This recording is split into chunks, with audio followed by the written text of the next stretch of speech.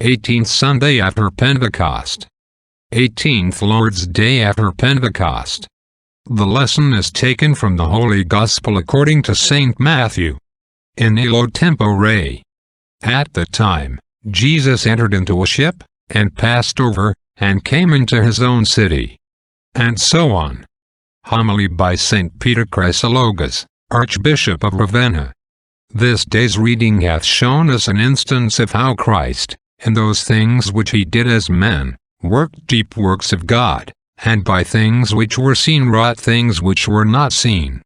The evangelist saith, Jesus entered into a ship, and passed over, and came into his own city.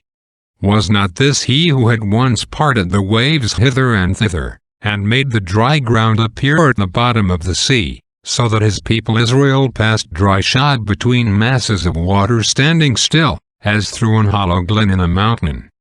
Was not this he who made the depths of the sea solid under the feet of Peter, so that the watery path offered a firm way for human footsteps?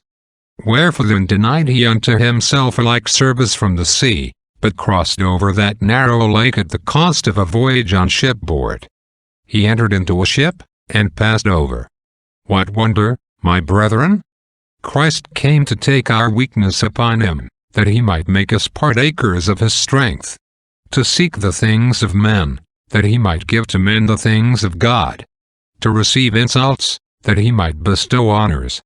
To bear weariness, that he might grant rest.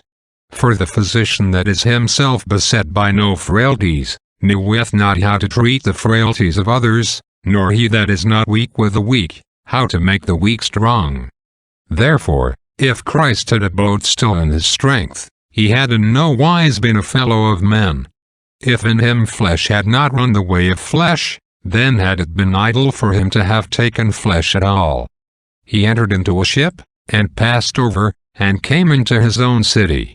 The Lord, the Maker of the world, and of all things that are therein, having been pleased for our sakes to prison himself in our flesh, began to have an human home, and to be a citizen of a Jewish city, himself the Father of all, to have parents, and all, that his love might invite, his charity draw, his tenderness bind, his gentleness persuade them whom his kingship had scared, his awfulness scattered, and his power terrified out of his dominion. Amen. Benedicat vos omnipotens Deus, Pater, et Filius, et Spiritus Sanctus. Amen.